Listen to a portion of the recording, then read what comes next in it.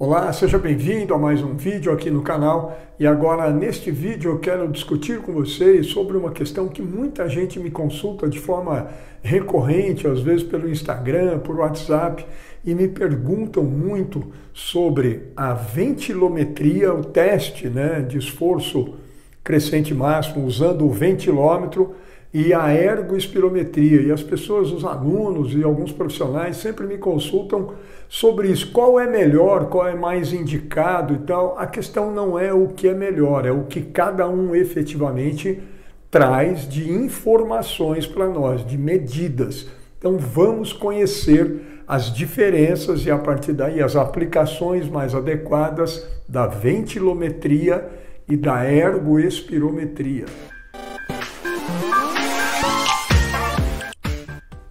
Pessoal, vamos lá então. Quando nós falamos nesses dois tipos de instrumentos, de equipamentos que nos permitem então fazer a ventilometria, medida do ar ventilado, e a ergospirometria, que tem a ver com a medida dos gases respiratórios, a ergospirometria também é um exame que é chamado de análise metabólica. Eu faço uma ventilometria utilizando o equipamento que é um ventilômetro, que mede a ventilação. E a ergospirometria, nós usamos o ergoespirômetro, que é o analisador metabólico, o ergospirômetro ou analisador metabólico.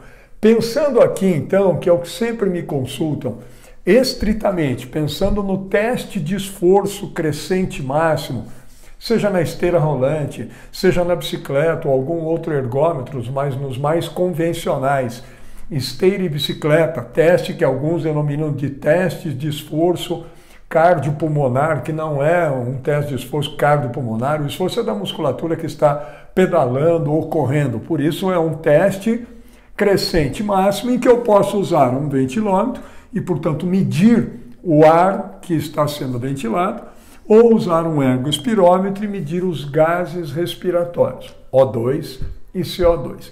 Então, a diferença inicial, e pensando na utilização da ventilometria ou da ergospirometria no teste de esforço crescente máximo, para entendimento do nível de aptidão física e de aptidão cardiovascular de um indivíduo qualquer, atenção.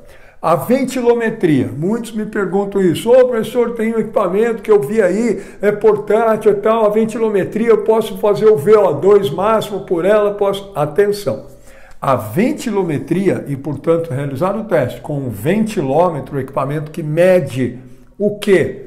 A ventilação, estritamente. Lembra, tem vídeo aqui falando sobre ventilação, quem não lembrar o que é, mas a ventilação é o volume de ar que entra e sai dos pulmões a cada minuto, o volume de ar que é movimentado nos pulmões a cada minuto, que é produto de quem? Na frequência respiratória vezes o volume corrente. Volume corrente é o volume de ar que entra e sai dos pulmões a cada ciclo respiratório. Tem vídeo aqui falando de todos esses volumes, tem vídeo falando sobre ventilação, tem vídeo falando sobre a espirometria, o exame de espirometria para entender dos volumes e capacidades pulmonares, mas o volume corrente é o quanto entra e sai a cada ciclo. Na condição de repouso, 500 ml mais ou menos. E a frequência respiratória é o número de ciclos de ins e expiração por minuto. Quando eu multiplico um pelo outro, eu tenho o volume de ar que entra e sai dos pulmões a cada minuto. É isso que o ventilômetro mede, e mais nada. E traz para a gente a curva durante o teste crescente, na medida em que eu aumento a intensidade, eu tenho a curva da ventilação, com os dois pontos de quebra de inflexão dela.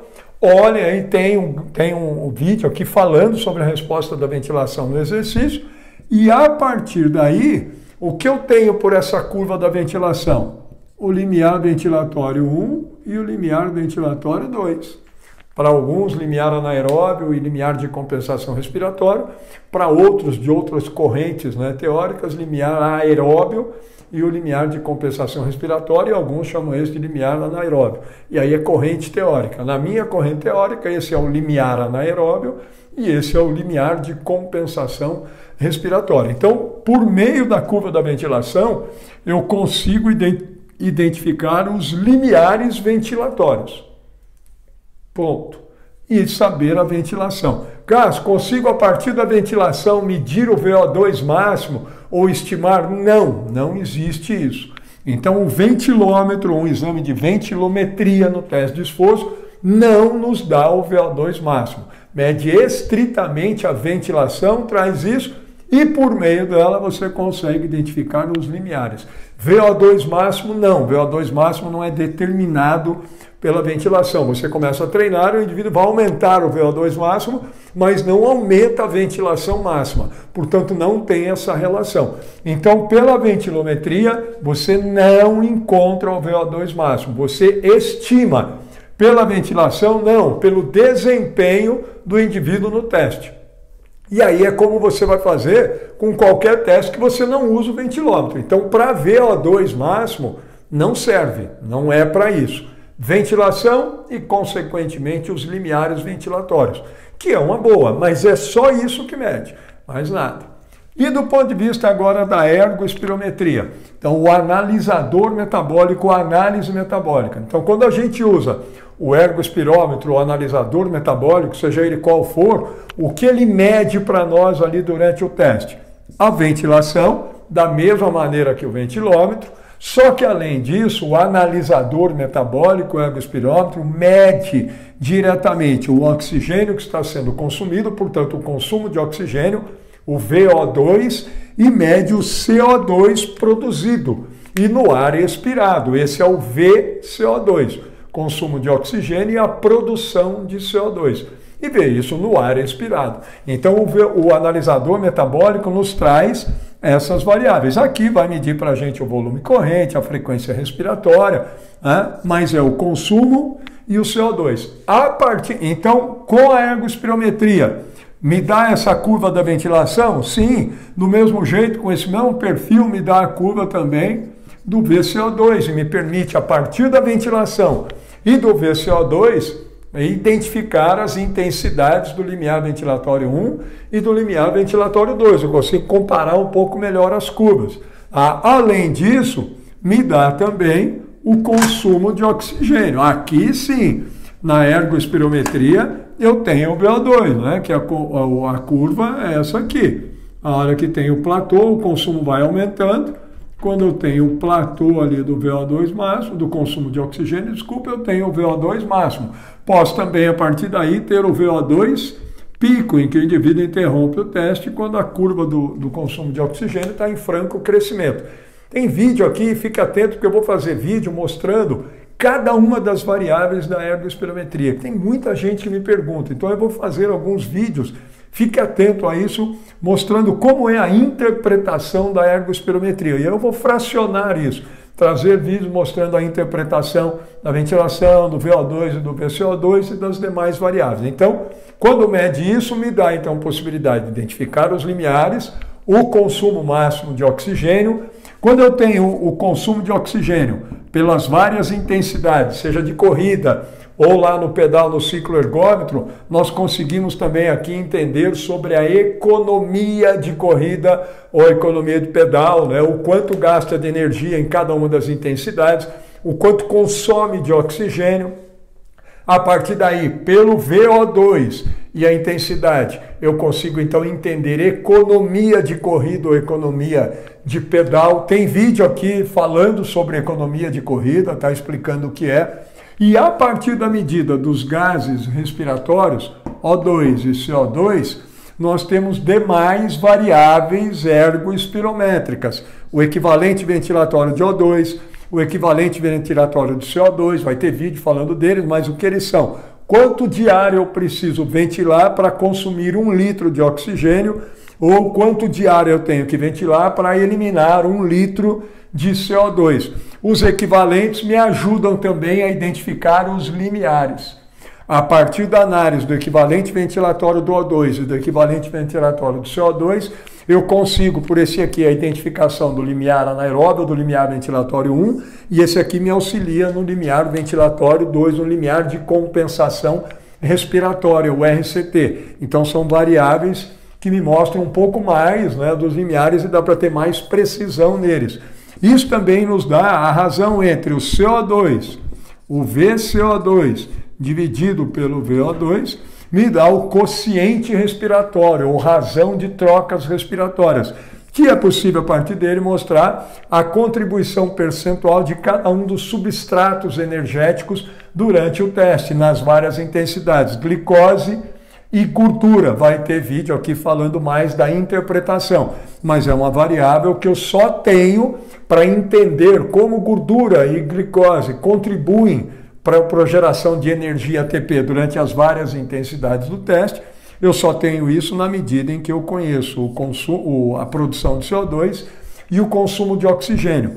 Também, a partir da relação entre oxigênio consumido e CO2 também produzido, a partir da medida deles, nós temos também as frações expiradas de O2 e de CO2, que equivalem para a gente às pressões finais, né?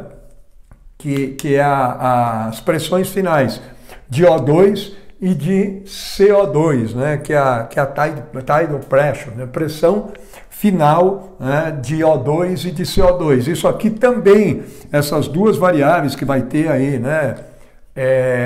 Vídeo falando delas, elas também nos permitem a identificação melhor dos dois limiares e também nos permitem entender um pouco mais da difusão dos gases, né, de O2, CO2, e nos permitem um pouco mais de análise clínica do ponto de vista da função pulmonar, né, assim como o slope da curva do oxigênio, o slope, né, o crescimento do CO2, isso também me permite entender um pouco mais do ponto de vista da capacidade funcional do sistema pulmonar, somente com essas informações. E também nos traz o pulso de oxigênio, que é a relação do consumo de oxigênio pela frequência cardíaca. Isso aqui é uma importante variável para entender mais a funcionalidade do miocárdio durante a sístole e o consumo de oxigênio no miocárdio ao longo das sístoles, né, durante todo o teste. Também é uma variável importantíssima e que eu só tenho essa relação na medida do consumo de oxigênio. Em função da frequência cardíaca, eu só consigo saber isso na medida em que eu tenho o consumo de oxigênio. Então vejo, a ergospirometria é um exame muito mais completo e muito mais complexo do que a ventilometria. Tudo bem? Então isso aqui é só ventilação e não mostra consumo de oxigênio, e lá no teste ele é estimado pelo desempenho. Aqui com a ergospirometria eu tenho todas essas possibilidades de medida a partir do momento em que eu tenho a medida do consumo e a produção do CO2. É isso que me dá todas essas demais variáveis ergospirométricas que estarão aqui no canal, né, sendo explicadas devidamente, né, e oportunamente. Esse vídeo, então, era só para mostrar essa diferença essencial entre ambos, porque muita gente me consulta sobre isso. E aí, para fechar o ponto, né, final para isso ô professor, eu vi um ventilômetro com preço bom e tal, às vezes o preço é bem mais acessível, 7 mil, 8 mil reais, 10 mil reais, e um ergospirômetro? Um ergospirômetro, né, nada a gente encontra por aqui no mercado nacional, e a grande maioria é importado, os valores vão desde 50, 70 mil até mais de 100 e alguns importados, mais de 200 mil reais. Então é óbvio que o custo do ergospirômetro, o valor dele é muito maior do que o ventilômetro. Fica muito óbvio por quê, né? A medida do O2 e do CO2, obviamente, né, exige, né, equipamento com uma infraestrutura aí maior e com nível maior de tecnologia, e obviamente isso encarece, essa a diferença de preço, é isso que justifica a diferença de preço entre um ventilômetro e um ergoespirômetro. Maravilha, espero que tenha ficado aí então claro o que significa a diferença essencial e fundamental entre ventilometria e ergospirometria. Espero que tenha gostado, então deixa aqui o seu like, a sua curtida, recomende o vídeo para os conhecidos de vocês, se inscreva aqui no nosso canal, recomende também o nosso canal para os conhecidos, para os colegas de vocês. Faça parte aqui também, né? Faça o convite para que faça parte aqui do nosso clube de membros no canal. E eu espero revê-lo nos demais vídeos aqui do canal. Muito obrigado.